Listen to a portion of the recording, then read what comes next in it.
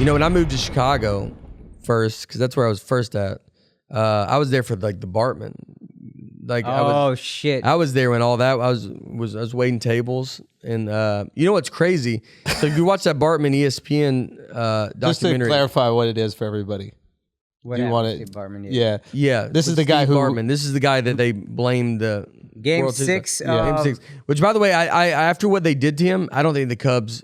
I wish they never win ever again. Yeah. And I like that town. I mean, what they did to him is insane to me. So real quick backstory: it was Game 6, and Chicago is I think up 3-2. So if they win this game, they go to their first World Series in like 100 years. Yeah. Foul ball. They're up big. And on the Marlins, I think, and then a foul ball is hit, and whoever the Cubs outfielder is, he is going to catch this, and the Cubs are going to win the game. Yeah. A fan reaches out, doesn't realize the outfielder's there. He's so excited to catch a foul ball, reaches out, grabs it, gets in the way. The outfielder can't catch it. Cubs fan. Cubs fan. Yeah. And then the outfielder loses his fucking mind on the fan, and then the Marlins come back and win that game, and then win the series, and the Cubs don't make the World Here's Series. the thing, real quick. Salute, that's right. If he wasn't a Cubs fan, is he dead? If it's now with the internet, he's probably dead. Because think about that. They couldn't really get to him like they did then. Right, no. If it was a Twitter and stuff like that around, he's probably dead. Like people would have started filming him and tracking him. Like he at least was able to somewhat get away. Yeah. Just because the internet wasn't like it was. Oh, I meant that day. Like imagine he was a fan, I guess, of the Marlins. Imagine he had a Marlins hat on. Yeah. And he disrupts the would have to play. be. Yeah. And the saddest part of that whole kill thing, him. sorry, real quick, just you know the backstory. I actually watched one of the rare baseball games I ever watched. You see him the rest of the game as the comeback is happening. Yeah. They keep cutting back to him, and he's just staring straight forward, fucking freaking out inside, like, what is happening? Yeah. Oh my God, this is all my fault. Everybody hates me. Yeah. You're just watching that for like 30 minutes, and then whatever happened after, you can. So the ball was way in the stands. It wasn't like he didn't reach out at all. Like the ball was if he didn't move, the ball would have hit him in the head. Oh, so you think that there was no way that maybe he Alou could've catches made a it, play but on it's it? not. There's 50 people. A ball's coming at you. Yeah. You know, if I throw you something, you're going to move towards it. Yeah. It wasn't that insane. And by the way, they were up and then they lost. Yeah. So they like not his fault. He gave not up fault. runs. Yeah. Yeah. It wasn't this like it wasn't he reached over and like he's Moises Alou's having to jump kind of in the stands. Maybe he catches it, maybe he doesn't. Does it almost so they booed him, whatever. And then if you watch the documentary, a woman that works there takes him out of the stadium, and she's like, "We kind of got to go."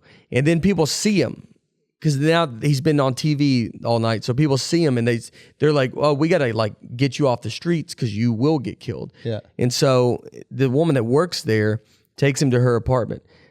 So I'm waiting tables that night, and Jake Melnick's this restaurant in Chicago, and so it was like packed. We're all watching it on TV, and all these Chicago fans.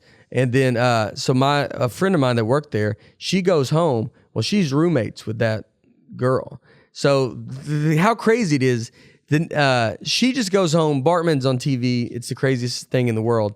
And she comes home, and he's sitting in her living room, and she's like. Hey, and then he's just like, like just kind of watching the coverage of it.